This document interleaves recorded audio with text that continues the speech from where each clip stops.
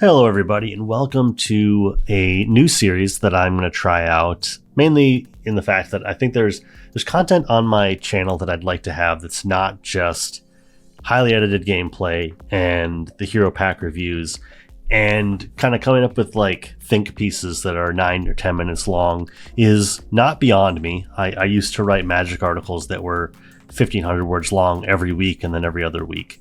Think pieces are not beyond me, but I feel like just in terms of creating a video that can be easily digestible, can kind of be returned to at any time and just be a fun thing. You know, other channels do lists. I'm not making that concept's not new to me, but I figured that I wanted to highlight different things, especially now that I'm 2 years into the game. I feel like I've explored enough of the game to have strong opinions about things.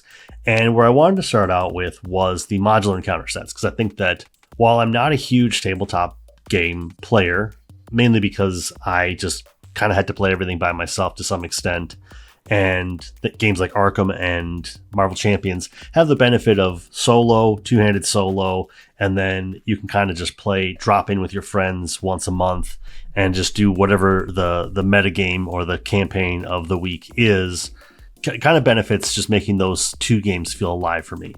Whereas like Magic, love it, but there's kind of a time and place in some cases, and you're kind of keeping up with the constant churn of that game. So I will freely admit, the modular encounter sets may not be a completely new concept in terms of other tabletop games, but I think that they are a strong point for Marvel Champions that I want to highlight, especially in comparison to Arkham, which I feel like has really strong narrative power, but doesn't have a lot of the customization that I'd like. Or maybe it's just that I'm so new to Arkham that I just don't see scenario augmentation is something that I can do. I feel like the creators have made what they've created and I don't want to play with that. Maybe I'm just blind to that. I don't know. That's all off topic. Today we're going to talk about my top 5 modular encounter sets.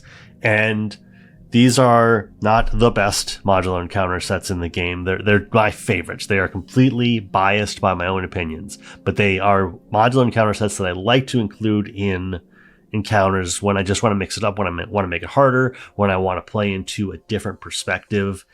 Let's just get into the list and I will give my statements on all 5. So right off the bat, my number 5 is the Infinity Gauntlet set. And I feel like this set is really good for making low-level scenarios much harder.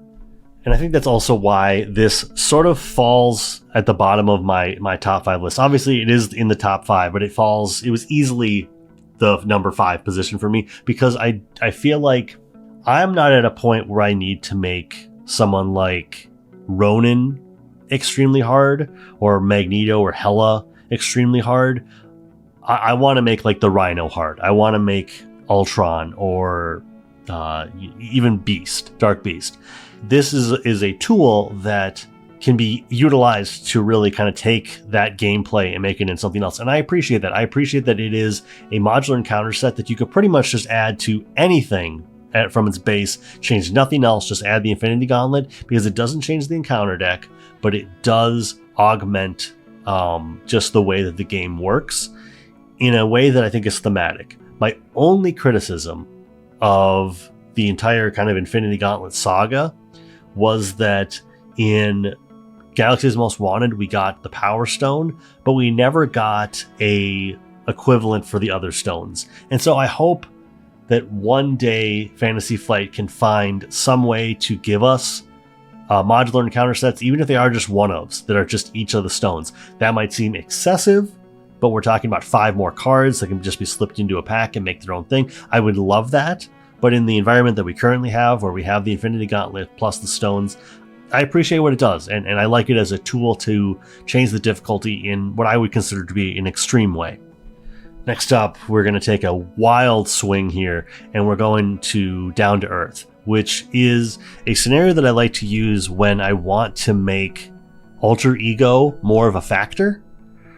Right off the bat, we've got the Common Criminal, which is interesting because it surges, but then it has such an easy way to just defeat it with its alter ego action. And that's one of the things that I think I like the most about this, is that this pushes you in 5 of the 7 cards want you to do something with the alter ego. You've got the multiple criminals. You've got the obligation that makes resources more expensive and causes you to go back to alter ego. And then you've got the side scheme that can be messed with through the alter ego. I enjoy all that. And then just the two treacheries, which I'll freely admit that I don't see all the time. Although loose ends. Loose ends is the treachery that pulls out your obligation. Once again, it's unique. It's something that you don't see a lot of, but it can take a scenario. One of the ones that I most advocate for this, that I think is the easiest to understand, is if you're doing Colossus versus the Juggernaut and changing Black Tom Cassidy out for this, because then you can literally reenact the issue of the comics where Colossus and Juggernaut fight right after after Colossus gets broken up by Kitty Pryde. They break up after Secret Wars, and he goes into a bar or like maybe a comic shop or something and really gets into it. And you're able to kind of portray that because you're able to just say, this is just a typical area, and Colossus and Juggernaut are duking it out. And I like, you can twist this set to be that kind of flavor. And that's just something that I enjoy. Another wild swing here. We've got Future Past, which I would say that if I were to make up my own custom campaign, and I know we just in the community had a custom campaign contest for the 5th anniversary, I deeply considered doing something for that, and this was not part of it. But I do think that this is a thing that if I were to do a custom campaign, I would strongly consider, if the thematics were there, making Future Past part of it, to just add in pieces of it. But regardless, even if you're just adding this in as a extra part of a set, I think you've got two really strong minions in Nimrod and Bastion. And then just the side schemes and the attachment just go that extra step to make a scenario maybe not extremely hard, but they add a level of difficulty that I don't know that I would thematically be able to say that this would go well with something like Claw. Seen as Claw is looking, at the base level, is looking for the Masters of Evil, and they are just kind of big brutes. This is kind of a good augmentation of it that may not thematically work, but in terms of just what the intention of that scenario would fit really well. I also like that when you can, taking the Nano Sentinel tech and playing it in a scenario where there are Sentinels, where the Sentinel trait does matter. But overall, I think in terms of a 5-piece encounter set, I just enjoy it. Next up, we've got my only back of the hero pack encounter set in the Shadow King. And I think I just like this one because it doesn't change a whole lot, but it does make playing with allies a little bit different, because all of a sudden they could get possessed.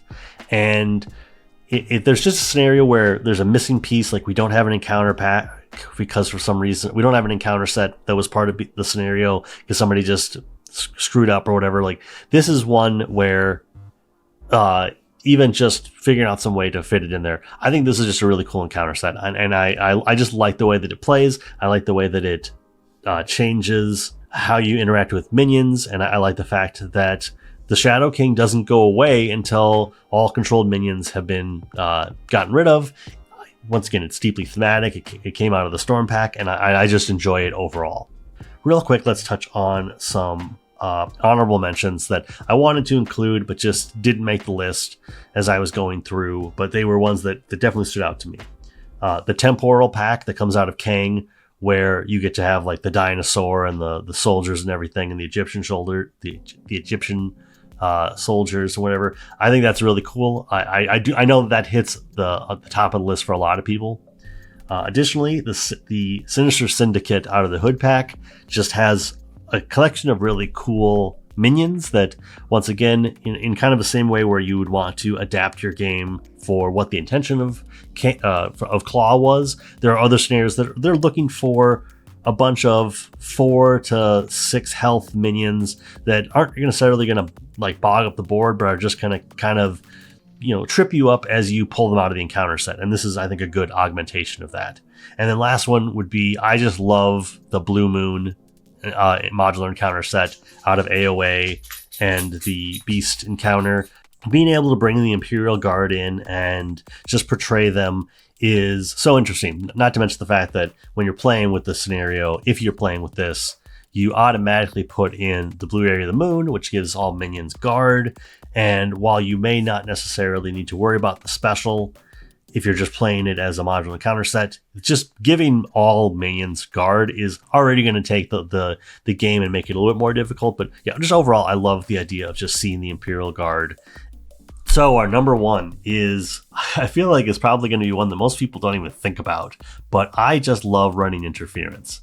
Once again, it is playing with the alter ego. It is making it harder to interact with everything. You've got Tombstone, who's got an enormous amount of hit points. You've got All Tied Up, which just makes it so that your identity card can't ready or change forms. And then Media Coverage, which just does this unique thing where when revealed abilities trigger an additional time. And just overall, I think that is so interesting. And it is the modular encounter set that I put into the most encounters just to augment the difficulty and make it into something different. But overall, that is my list. What is some of your favorite encounter sets? Let me know in the comments.